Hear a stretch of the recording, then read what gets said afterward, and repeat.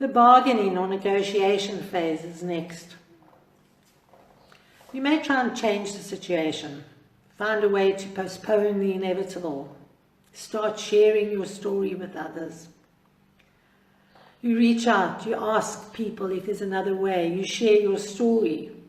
You may even begin to experiment with a few new ideas. You may bargain with your God.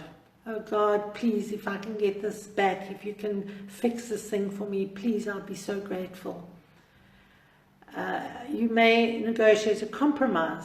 You may even develop false hope. The benefit of this stage is you're really starting to take the first steps back into the form of normality. Sometimes called the what-if stage or the if-only stage. During this phase, I reached out to whoever I could find, other employees, maybe they could get me a work visa, past clients, maybe they could insist that I stay and enable me to get the work visa. Maybe I could even work illegally in a country that doesn't tolerate that very well. In the rape scenario, I had the, if only I had not worked late that night. If only I knew how to defend myself and how to fight. Then we move into the stage of acceptance and integration. This is when you start reconstructing things and working through them. You start to look at ways to move forward and past those stages in the healing process. You might start to work on financial or practical problems to get back to a place of normalcy. Yes, the sorrow and the sadness will likely still be there. It doesn't go away very easily. But you will be able to move on in the right direction towards the last stage, acceptance. You start to reassure yourself that things will be okay and will change. And you realize that you will be okay. In the case of a death of a loved one, you never stop missing that person or stop loving that person. But what happens is your heart starts enlarging and enabling other things and other loves and other interests to come into your heart. So it's okay, your heart is now bigger and can handle that. You realize that fighting the situation will not improve the situation. You now start getting focused and you start functioning back to your normal levels of productivity or love or normalcy. You start to see the end goal more clearly and you re-enter reality. You go into problem solving and decision making mode. You start to reconnect and engage with other people. It may not be a good thing, it may not be a better thing, but you realize you can go on living with this new situation. You can regain your self-esteem and find a new meaning in life. You can begin to actively explore new options and, most importantly, put an action plan in place. You become more positive. In my case, I decided after months of deliberation and agonizing, I have now made a decision. I'm going to spend a month in Bali, healing and cementing my new business ideas. I will then probably, not confirmed yet, go to Cambodia to set up a place as a temporary base where I can work and travel from. I have a plan, sort of. With the rape, I've decided to turn my experiences into my business. I'm going to help others to work through their trauma, work through their problems through using my expertise, which is coaching. And I'm going to be running a forgiveness retreat in Bosnia in October.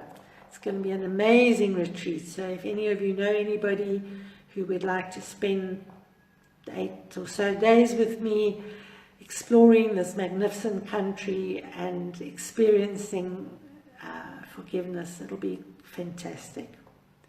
So what you do at this phase is you integrate your experience into your new way forward. And that's exactly what I am doing. And then the final stage, in my opinion, which is not mentioned in many of the models, but I think this is probably the most important phase. And it's not a phase that I'm going to speak terribly much about here on this call today. It's another topic altogether. And it's my favorite topic. It's the topic of forgiveness. It really is a freeing, a releasing experience. And it's actually relatively easy to do when you know how. After I lost my job, it took me about 2 or 3 months, but I forgave everybody involved in my unemployment situation. So that was a relative quick and easy forgiveness process. For my rape, it took me 14 years to forgive the rapist. And it's an amazing story, and I'm actually writing, or I've written, a one-woman play around my rape experience. It'll have to now start planning to put that into production. So this process is what really makes you let go of the past, to move on and to find true freedom. So in conclusion, remember that there is no time, there is no timeline to the healing cycle. It's not a one-way tunnel. It's more like a labyrinth or a maze, backwards and forwards and in and out and up and down. And sometimes more than one phase can run concurrently with another phase, and you can go back and repeat phases. This is a personal process. It may take you days, weeks, months, or even years to move through each phase. Don't let anybody rush you or push you. Don't feel guilty or bad if you do not progress as fast as you think or as other people think you should. You are on your own timeline. You will still have good and bad days. You still will have sad days.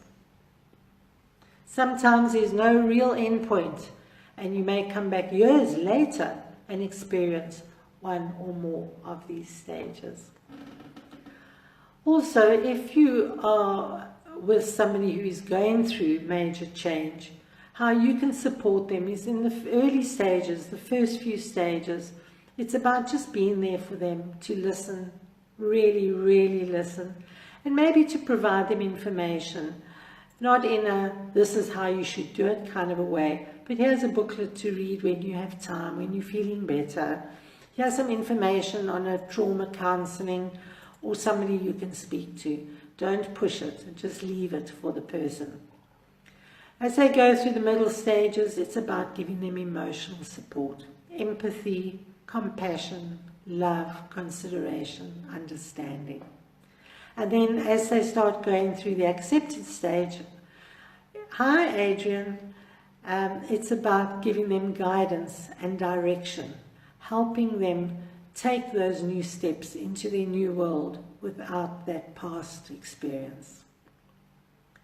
So I'm going to quote Kubler-Ross. She said, "It's only when we truly know and understand that we have a limited time on earth and that we have no way of knowing when our time is up, we will then begin to live each day to the fullest, as if it was the only one we had."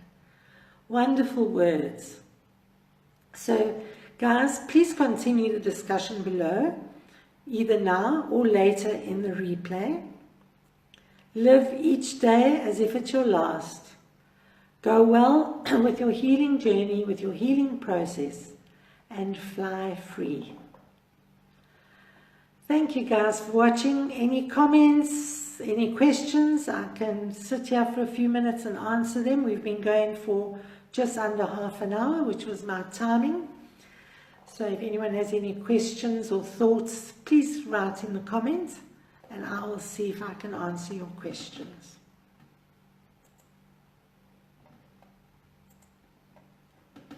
No questions? I will post the Kubler-Ross model with a slight addition that I've made. I will post it in the link below. so that you can have a look at it. And please, at your own time, go back and look at the replay.